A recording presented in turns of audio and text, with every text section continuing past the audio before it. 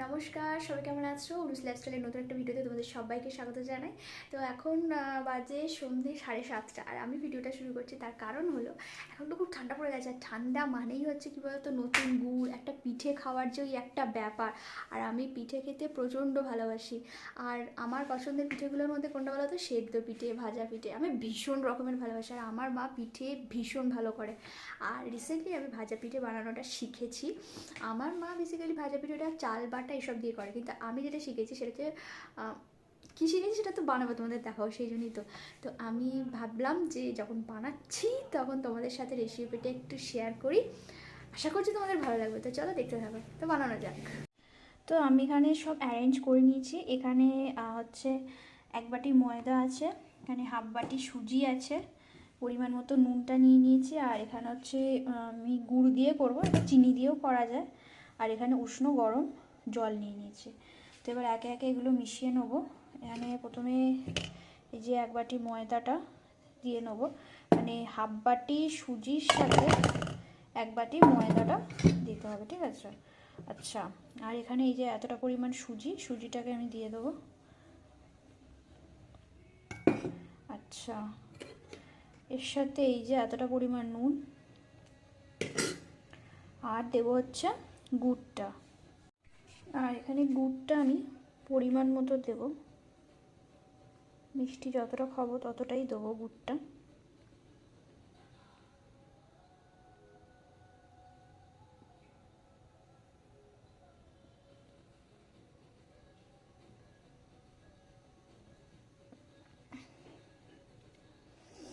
আমার মনে হচ্ছে এতটা গুঁড়ি বোধহয় হয়ে যাবে।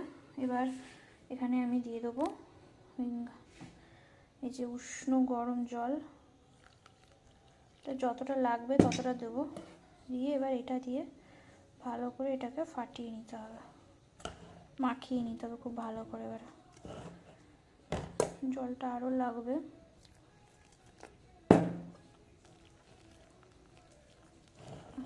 এবারে ক্যামেরাটাকে ফিট করে, তো এটাকে এরকম করে সব কিছু মিশিয়ে এটাকে থিকনেসটা ঠিক এইরকম হবে, ঠিক আছে? তো এটা এরকম মেশানো থাক কিছুক্ষণ।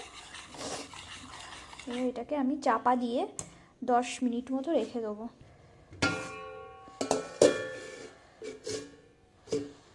এবার এটা 10 মিনিট মতো চাপা থাক, 10 মিনিটে এটা ফুলে যাবে। তারপরে ওটাকে আরেকবার একটু গুলিয়ে ব্যাস তেলে ভেজে নিলেই রেডি।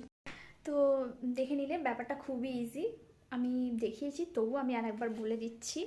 সেটা হলো 1 বাটি ময়দা, যতটা ময়দা তার হাফ বাটি সুজি নিতে হবে, আর পরিমাণ মতো নুন, সামান্য একটু নুন। আচ্ছা, মিষ্টির জন্য আমি এখানে গুড় দিয়েছি, খেজুরের গুঁড়ি আমি দিয়েছি। ওটা চাইলে তোমরা চিনি দিতে পারো, যদি চিনি দাও হাফ বাটি চিনি দেবে, তোমরা মিষ্টি যেরকম খাবে সেরকম দেবে। আমি গুড় দিয়েছি, মিষ্টি অতটা হবে না যেহেতু মিষ্টিটা একটু কমই খাই তো আমরা, তো চিনি দিতে পারো গুড়ের পরিবর্তে। হাত ছোঁয়া গরম জল দিয়ে জিনিসটাকে খুব ভালো করে মাখিয়ে 10 মিনিট চাপা দিয়ে রাখবে। সুজিটা তো ফুলবে, তারপরে যদি মনে হয় খুব আঁট হয়ে গেছে তখন আরেকটু গরম জল দিয়ে আরেকটুকুনি ওটাকে মানে নেড়ে ব্যাটারটাকে, তারপর ওটাকে গরম তেলে ভেজে নিতে হবে। এই হলো প্রসেস, খুব ইজি আর খুব টেস্টফুল খেতে হয়। তো ভিডিওটা দেখতে থাকো, 10 মিনিট পর ফিরে আসছি।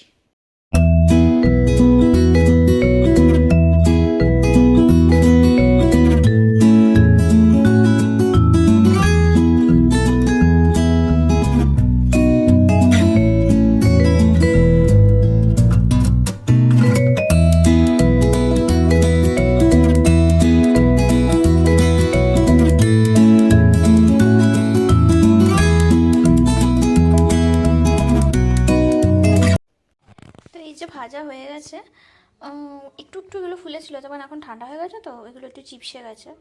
তবে খেতে কিন্তু খুব ভালো হয়েছে, হালকা মিষ্টি হয়েছে। হালকা মিষ্টি তো পছন্দ করি তাই হালকাই করেছি। প্রথম যখন দিয়েছিলাম না, প্রথমটা না এরকম কড়ার সাথে এরকম জড়িয়ে যাচ্ছিলো, ওটা একটু প্রথমে হয়। আসলে তেলটা হিট হয়েছে কি না সেটা বুঝে দিতে হবে, আমি ওটা ঠিক মানে না বুঝেই আর কি দিয়ে ফেলেছি বলে প্রথম কটা একটু ধরে যাচ্ছিলো, তারপরে এগুলো মোটামুটি ঠিকই হয়েছে। তো এরকম দেখতে হয়েছে, খেতেও খুব ভালো হয়েছে। তো আজকের ভিডিওটা এইটুকুনি, যদি ভালো লেগে থাকে অবশ্যই লাইক করো, যদি মনে হয় বাড়িতে অবশ্যই বানিও, আর বানালে খেয়ে কেমন হয়েছে আমাকে জানিও। তো দেখা হবে পরবর্তী কোনো একটা ভিডিওতে, ততক্ষণের জন্য টাটা।